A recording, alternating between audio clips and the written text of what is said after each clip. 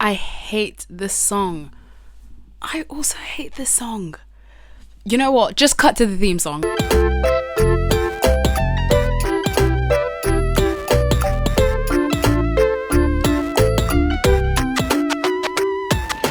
Hi everyone, this is Madeline post-production and I just want to apologize. There's a lot of audio problems here. I had a lot of plosions because I forgot to angle my mic in a way that reduces that, considering I don't have a pop filter. So there will be a couple like bursts of air and like it fading in and out, and I'm sorry about that, but still I enjoyed filming this episode so much, so I hope it doesn't ruin it too much, but I'll see you next time. Thank you, bye. Boy, it's not that complicated. Something, my good gracious. Something, turning loving into hating. Yeah. Hello everyone, and welcome back to After the Theme Song with me, Madeline, with a little bit of a Sabrina Carpenter intro. That's actually not my favorite song on the album. Quite frankly, I don't like that song as much as, I guess I lied right now, like I appeared that I did.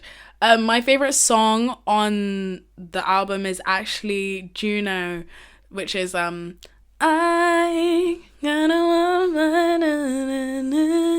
one of me is cute, but too though.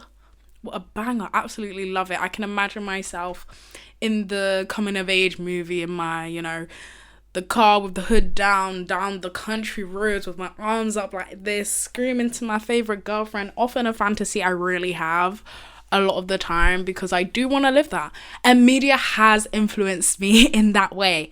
How are we feeling, guys? I'm feeling tired, lethargic. I went into London for some like welcome week stuff and I came out feeling absolutely sick, and I was on the Elizabeth line and I thought to myself, I'm going to pass out again. Mind you, I have passed out on the Elizabeth line before. And that is kind of the reason why I don't love the Elizabeth line too much. But yeah, I felt entirely ill. I went to bed and I felt absolutely disgusted with myself. I was like, oh my, I can't think. I have a 6-hour long headache. What is going on? And then the next day I started my period, and as my period started, the illness subsided. So do I think it was a period born illness? Absolutely. Anyways, coming at you with new hair. I twisted my hair myself, guys. I obviously, it's so awkward because I say something that can only be seen, but obviously people are listening. So I twisted my hair into mini twist, which is like it has been my go-to style ever since COVID. So yeah, I don't know how much I love it. I'm gonna be real. I don't know. I twisted it in a way that I thought I was going to go with no parting, but I always naturally fall for the middle parting. My mum asked me if I was gonna do a side parting, and I told her, no, that's so millennial, even though my mum is not a millennial. I think she's only like 3 years out. She's less than 5 years out from being like an older millennial. She's the youngest year of like Gen X. Anyways, so yeah, I've been sick and I was just like, oh gosh, I am actually really ill. And then I started my period and I thought that makes a lot of sense, because I am crying about feeling like I haven't lost all of my friends. And that isn't this episode, that is the next episode where I talk about, what it's like to be lonely. And I know someone is thinking, gosh, Madeline, it's called After the Theme Song. You said this is a cartoon inspired podcast. When are we gonna get to the grips of it and start talking about cartoons? We will. Everything I do is instructed by cartoons, and I think that's the difference between me and I guess everyone else, is that it really just lives in my head constantly as a constant drive. And yeah, but today, is there anything else that I would want to talk about for the intro? So yeah, I've been feeling really ill and a bit ill. Also, when we talk about these third spaces things, I am feeling the lack of it, because I also think that what is driving my feeling of I was gonna say lethargia, but I don't know if that's the term, but the feeling of being like lethargic and tired and this weird droning, humming headache that I've been having outside of being ill is the fact that I do not leave my house. And when people talk about not leaving your house, they're often like, oh yeah, you should leave your house, it's good for you. I think it is, like, in fact, healthy for you. You should leave your house. It is actually very bad, the fact that I just don't. And I'm trying to change that as I try and like navigate what my extracurriculars are going to be in my life in the future after I find a job. Because right now I am unemployed, and that's why I have time to be doing two videos a week, and even that I don't do because I'm just being driven by this weird, like, really tired energy. So yeah. But I went outside. It was so funny. I was like to my mom, oh, I feel like I'm really sick because I don't go outside. And my mom's just like, go outside, which is so funny and ironic. I've said so many things are funny and ironic, but this is the irony. I spent all my time in London saying, oh, I hate London. London is so annoying. I want to go on a mental health walk. I want to see greenery. I can't. I'm in the middle of Southeast London, and Burgess Park isn't exactly a walk in the park, even though it is a park. It's not exactly like driving me. It's not calling to me. It's not motivating me in the way that it is. I have to pass so and so and so to get to Burgess Park in the first place, even though it's down the road from me. And here I am back in Slough, back in my area, and my area is consistently full of greenery, and I can literally take 2 seconds. I think I might bleep out where I live actually, but I can literally walk 2 seconds and see grass, and it will be a massive stretching amount. I can go literally 10 minutes more down the road and see forest. There is no lack of abundance of greenery, and what am I doing? Sitting inside. So I picked up my ass and I went outside, and I went and I sat in this green space and I saw everyone play, and I had probably one of the most spiritually revolutionary moments of my life, where I first of all thought, wow, God is real, and two, life is so exciting right now. Life is so exciting and so important and so valuable and so fun and creative and everything in between that we always hear but never kind of practice. And I had that moment and I just thought, gosh, I have to take it by the reins and I have to keep pushing myself forward. And it was really important, and that moment really struck me when I was sitting there and the sun was setting and I saw two kids riding their bikes down the dips, like the rise and the troughs of the hills, and I was like, wow, I remember doing this. And it was genuinely one of those moments where I was like, wow, life is so exciting. And in that moment, I thought to myself, I think I want kids. I'm gonna have to filter out how loud I laughed, because this has no filter. But yeah, I thought to myself, wow, I really want kids. And then how many days later I start my period. So how much of it was driven by this really spiritual in tune moment? How much of it was whatever peak of estrogen or progesterone that I was having? We don't know. Who knows? And then there were these two girls sitting in my right hand corner, and they were looking up. They brought a picnic blanket and they were sitting on the picnic blanket for a moment. They moved closer towards where I was sitting, and they started lying down, looking up and pointing at the clouds. And that's when I thought, oh gosh, I am so alone. And then there was a moment where they brought a blanket and they were both like huddled underneath the blanket. And I thought, oh gosh, being a woman is beautiful. And then they had a moment where they kind of like leaned against each other, and I thought, wow, this is so girlhood Barbie. I'm having feelings. I'm having so many emotions. I need this. I want this. And considering I've been talking about how it feels to lose someone that I thought I'd be doing life simultaneously with, or feeling like I'm at the point in my life that in my childhood with this person I dreamed of and that person doesn't exist anymore. It was really daunting on me, this loss of companionship outside of like my sister. I would always say my sister is my best friend. If anyone doesn't know, I love my sister. I think she's my best friend. She was like, we can't be best friends because we're sisters, and I said, you can be my best friend because we are sisters. But I understand what she means, because to be a sister and to be a best friend is categorized differently than to not be a sister and be a best friend. So how does it feel to in a way feel like I do not have a best friend? I don't have someone to choose me. Find out later. Not in this episode. But those are all of the feelings that I am shoveling through and getting through and working through as a 20-something-year-old in the 21st century. I made a TikTok and I said 22nd century and I felt so embarrassed. Oh well, it wasn't on purpose. So yeah, those are all of the emotions, the things I'm working through, I'm working towards. Yeah. But let's get into this episode. So today you will see the title. It is going to be something patience. I am thinking the loss of patience. But so there has been a debate on TikTok. I'm starting the origin of why I'm making this episode, I guess. But there has been a debate on TikTok because someone said that they were doing they were somewhere and they needed something from a customer service worker. Like I think they were in a store and they didn't say hi to them. And then people were like, oh, is it an expectation that people who work in customer service should say hello to their the customers? Or like, we are all tired. Why should I have to say hello? For you to expect a customer service worker to work is like, so you're so distant from the average day working class because the person who said it was an influencer, you don't know that person's story, you don't know how tired they are. Absolute bullshit, in my opinion, as someone who is working class. And please, class mobility come for me so I can stop being working class. But as someone who worked a customer service job, who worked in McDonald's for God knows too long, I remember being told that I needed to be more friendly, I need to say hello to people, etc., etc. And at the start, I thought, absolutely not. Why do I have to say hello to people? Now, growing up and not being a snooty teenager, I get it. You should be saying hello to people.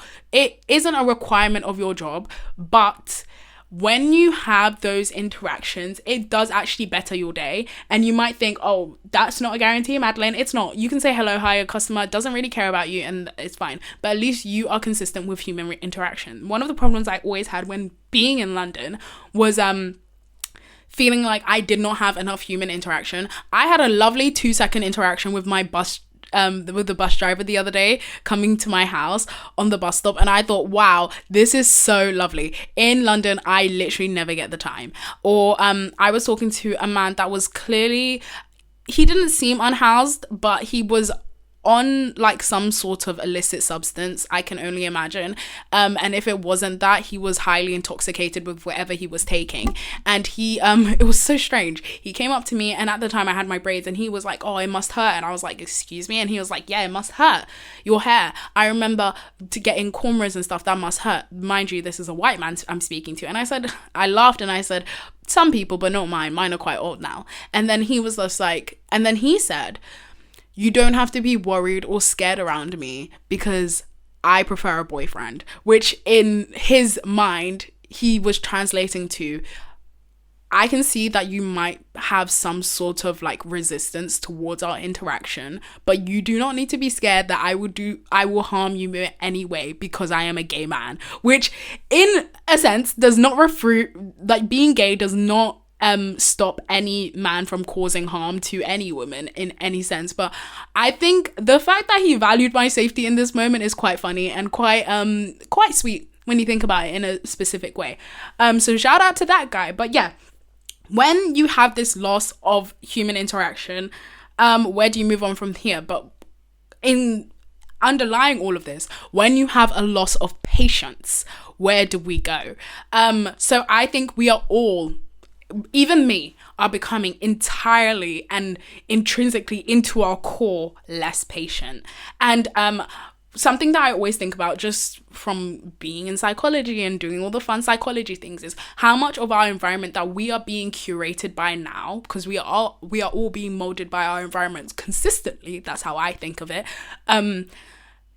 leads us into how we interact with other people outside of that environment and in it. So I feel like us now all becoming less patient is really just the consequences and the results of the unconscious knowing of that we are running out of time. So in our society right now, we have big pressing issues. Climate change is a very pressing issue that is a matter of time. They said and obviously granted, we are all anyone who, isn't a climate change denier knows that we are running out of time, and knows that we are getting to that point of, irreversible change. We are seeing the environment change. I saw a TikTok and there is snow in South Africa, guys. Dang. Like, we are at this point where it feels like we are running out of time. When it comes to the crisis in Palestine, we desperately want it to end, and it feels like we are running out of time because lives are being taken. As a woman, just on an individual level, when you have this quote unquote biological clock, sometimes it feels like you are running out of time within your own body. How does it feel that your body might betray you because you feel like you are running out of time? In the political race, when it comes to, right now it's Kamala and Donald. I was going to call him Boris, but that's us. And before it was Keir Starmer. I'm absolutely losing it. But before it was the political race between the Conservatives and Labour. And that was also a matter of time. All we do is talk about how everything is a matter of time. Time is valuable to humans and we do not want to waste it. So we are always constantly in a rush, constantly wanting it. And what do I think, curates that and holds it in its womb? Technology. Instant gratification is insane right now. I genuinely wonder if you put that that instant gratification, the marshmallow test. If you put a marshmallow in front of a 21-year-old and a 1-year-old and you say don't touch the marshmallow, whether the 21-year-old will fail just because of how we need that quick hit so bad, whether it's from your vape, whether it's from technology, whether it's from your Uber order. You can pay £2 more for your Uber order to quote unquote come faster. I don't think it actually does come faster. I remember when Uber would take money off of your order, because I used to do this, take money off of your order for it to come later. Do you get what I'm saying? We are in a space where everything comes fast, everything comes now. There is no room for patience. Patience is kind of equated to inadequacy. Or if something comes slow, it's equated to inadequacy. I'm recorrecting my sentence here. And considering most of the people are in Western countries, and what drives Western countries is this pursuit of individualism, we become less patient. And when we become less patient, so let's round out our points. We are living in a society where a lot of the pressing issues in life are a matter of time. I believe that what is happening in our society on a base level is also, we absorb it and it's reflected onto how we interact with other people. If we feel like time is running out, this constant pressure cooker of pressure within us, how much more patience will we have for our fellow human? Not a lot, in my opinion. So here we are constantly feeling like we are running out of time. The job market is running out of time. My biological clock, I am running out of time. To even date, I feel like I'm running out of time. There's not enough people. I don't have patience for this. I need to get to work. I need to get here. I need to do this. I live in an individualistic society in which the pure drive is your own success and your own life. You are independent, so you have to make it happen. All of these things. I feel like my career, I'm running out of time. All of these things, right? And when it comes to all of this and you bunch it together, you create a society, a person, a people, a community who are entirely less patient. And with my sentence recorrection, when you are less patient, you feel like you do not have enough time. So those who feel like are wasting your time seem inadequate. And like I said, technology is probably the biggest driver of this. A lot of technology is to captivate your time, to waste your time, to make you forget about the inevitability of time. Like those little things. Technology gives us, when the Wi-Fi does not work and it's 1 second slower, how frustrated are you? I'm guilty. I'm completely guilty. We do not even have patience for one of the fastest things that we have in this moment. How much more so your fellow human being who lives in this infinite body, this finite body with an infinite soul. So here we are, completely driven by speed, and here we are becoming entirely and utterly less patience. And who suffers? There is a fly in here and it's really tiny, and I know the camera won't pick it up, but I'm seeing it like buzzing around and it's really bothering me, and it probably entered from my window because of the trees. We're gonna try and ignore it for that moment. But what I lost my train of thought. Oh, what are the consequences of becoming less patient? Those who require patience suffer at the hand. And I made like a pre-TikTok to this where I posted that at like 2, and I know, like, considering my algorithm, the way it works for me, I'm not gonna get a lot of views on it, so I can just recite what I was already saying. I absolutely hate it when people say they hate children, because I don't think it's driven by anything apart from their lack of patience. I remember this artist called Chico, who I actually used to listen to, made this disgusting post talking about how much he hates kids on, like, planes, and it was absolutely disgusting and it was terrible, and she was talking a lot about someone's children. And essentially, I just feel like we need to remember, a lot of spaces within like actual physical spaces are not built for children. When I was in London, all I could think about, and I lived near a school, and I remember saying to my friends, I do not know if I could raise my child in London because I do not think this city is fundamentally built for it. People have kids and they need to have kids, and they live in London. They need to live in London. They can live in London. But do I believe that London is built with children in mind? Absolutely not. Absolutely not. I don't think so. I don't think that the infrastructure of London upholds children. So yeah, I don't feel like a lot of people don't like children because children remind people that you have to be patient. You have to wait. You have to wait not only in that moment for the child to do the thing, but for the child to understand the thing. When I hear a lot about how, oh, kids are really stupid, they're really annoying, like, you weren't stupid and annoying as a kid yourself, but to know that you have to wait for that kid to stop being quote unquote stupid and annoying, gosh, isn't that everyone's worst nightmare, having to wait for a child? Gosh, isn't it everyone's worst nightmare, having to wait for a slow walker in London, in busy London? I think, like I said, children suffer at the hands of our inability to be patient. Disabled people suffer the consequences and at the hand of our inability not only to consider them, but definitely our ability to not be patient. Because when you think about it, that whole rhetoric of, oh, I hate people who walk slow in London, you do not know that person's. This is why invisible disabilities is a really good thing. You do not know that person's life. You do not know anything about that person. And if we're considering disability here, you are not patient. You are not a patient person. You take, do you know what I mean? You are not patient. And people who suffer at the hands are children, disabled people, minoritized communities.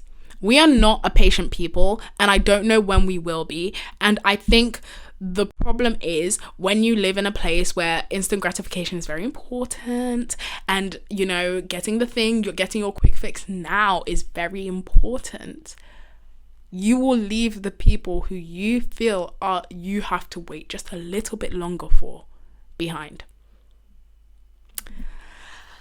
That was a lot of speaking.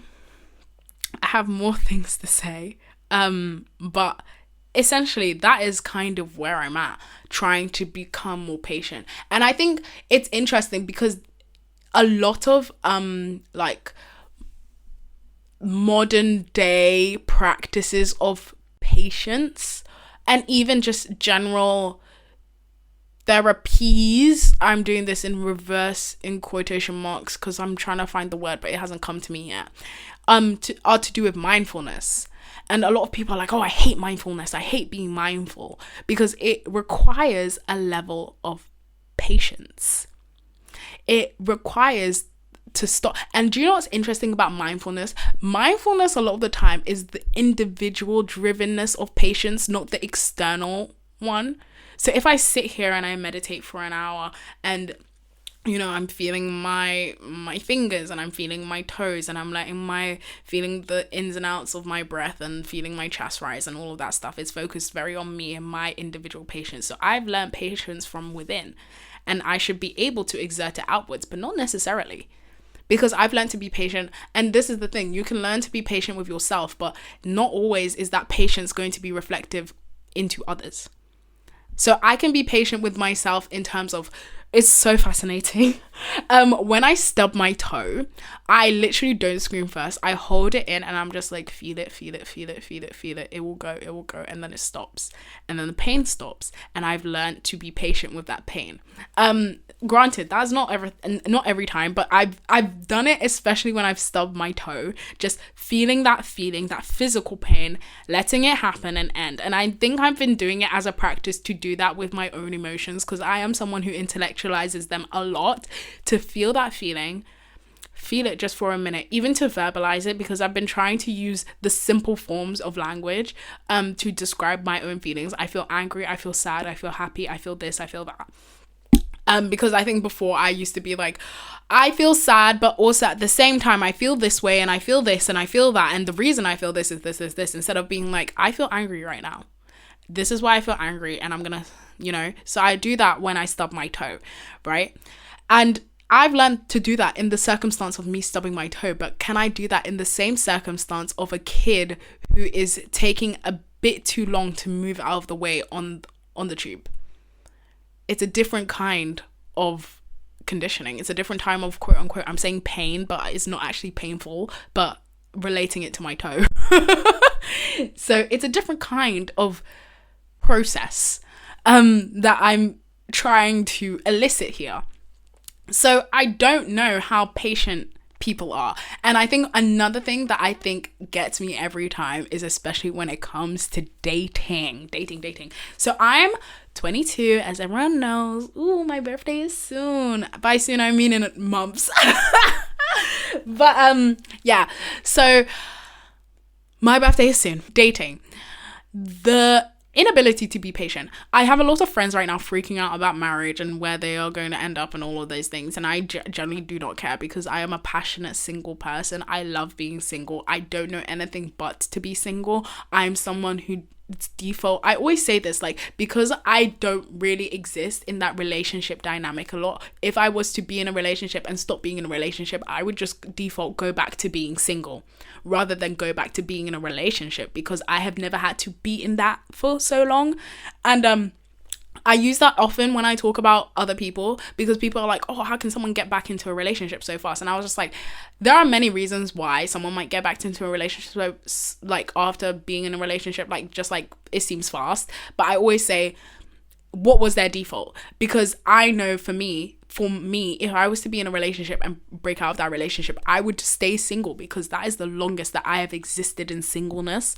And I think a lot of people assume that being in a relationship or not will change me a lot. But as someone who has very strong values in stupidity and stubbornness, very strong values and stubbornness, I am more likely to adhere to what I intrinsically believe, even if I am wrong, just to be right, rather than to what everyone thinks they is. Like, so if my friends are like, oh, Madeline, I can't wait for you to get into a relationship, you will all of a sudden think that everything I did, you would get it. And I from you saying that sentence, not only will I refute this, I will try and go 10 times harder to not do what you did, because I believe in myself and my values 10 times harder. And the fact that you think being in a relationship will change that will get you. My point is, the lack of patience when it comes to dating is actually infuriating to me in general.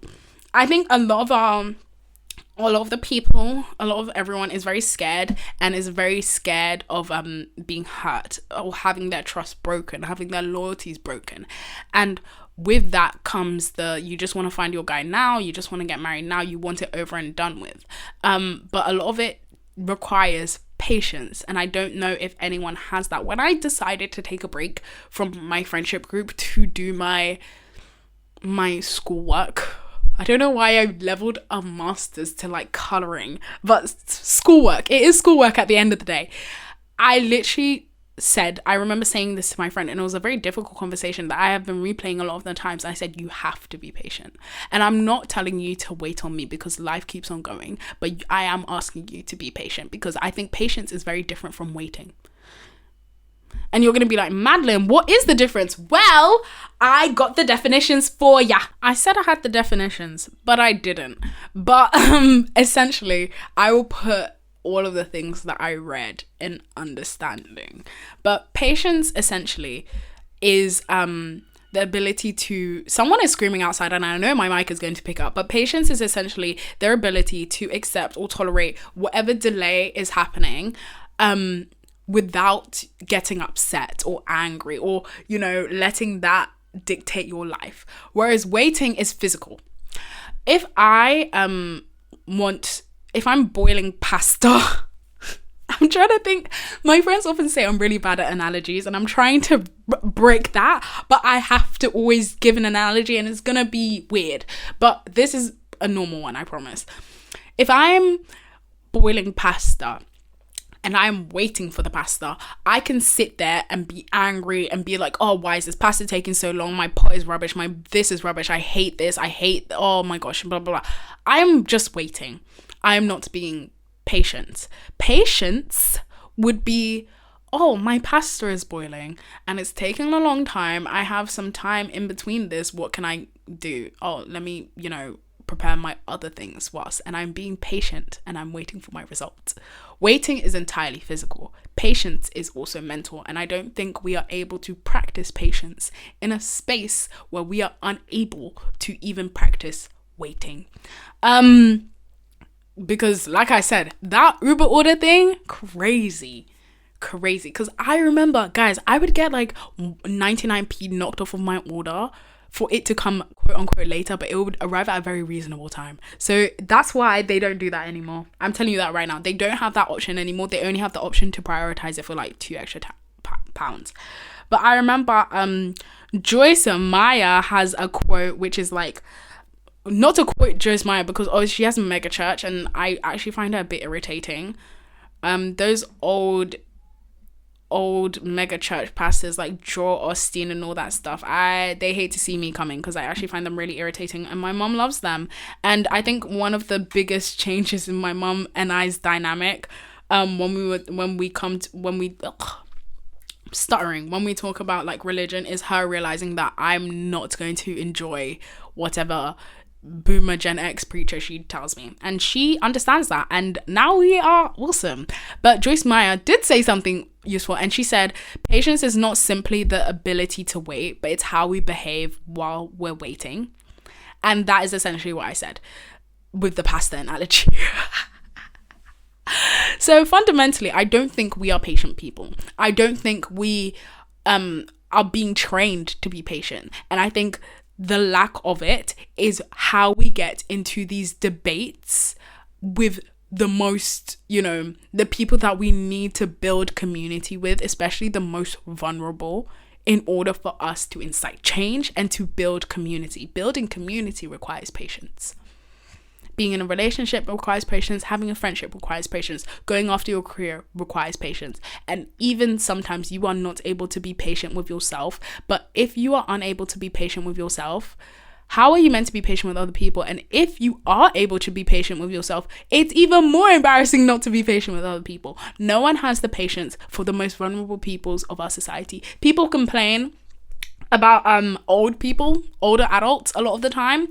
I don't like older people, blah, blah, blah. I used to be one of those people. I used to despise, and I say this as an exaggeration, old people, because I genuinely thought we have nothing in common. I don't like you. You require a certain level of patience. And I think a lot of people don't realize that. They think their issue is in the underlying things, in the bigger issues that people propose to you. Oh, you're so different, or, there's a difference between me and X, Y, and Z, and, X, Y, and Z doesn't want to look out for me, and X, Y, and Z doesn't understand me. The big things, which are true, but some of it is just the fact that you are not patient. Not at all. The fact that you are like, oh, I don't want to say hi to the customers. You are not patient. You're not patient. You don't want to be patient because you just want to work your job, get it over and done with. You don't want to interact with other human beings. But fundamentally, what drives a lot of understanding is patience. And I guess I'm trying to work on that. I'm trying to navigate. I don't know how much of a patient person I am. I don't know how much waiting I essentially have to do in life. But I think working in a nursery gave me a certain level of patience. And I think it's interesting when you work in a nursery and you tell people you work in a nursery. At the time when I worked in the nursery, and people are like, oh, I could never work in a nursery. And is it because you quote unquote don't like kids, or you're just not patient enough for them? Are you a patient person? How do we become a patient people? We are losing this virtue, because that's what patience is. Patience is a virtue. So yeah, just some food for thought. These are actually just my random thoughts. I try not let the episode go on too long. I'm looking over at the side and it says 35 minutes, and I think that's good enough for everyone. Can we all agree? Yeah, I think we can. So yeah, thank you everyone for tuning in to After the Theme Song. Make sure to follow me on all my social media. After the Theme Song on Spotify, After the Theme Song on YouTube. But it's actually Madeline Mousey, Madeline Mawusi on Instagram, Twitter, and TikTok. Whoa. Which is so funny because I literally have not linked my podcast to my TikTok because it's a completely separate entity. It's a separate vibe of me. Like, I just want to, be separate. So, and also this is just for fun. After posting it on my poetry account, I kind of took it down. I was like, oh, girl. But I might, unarchive it again. But we'll see. I need to think of an intro as well. But we're only on, episode, 5? So exciting. I guess next episode, I will start off with how to be more patient. Because this is all well and good, having this commentary on patience. We are losing patience, blah, blah, blah. But Madeline, how can I become more patient? Well, just like Selling Sunset, just like every season of Riverdale, I'm going to leave us on a cliffhanger. And we'll address that next time. See ya, bye!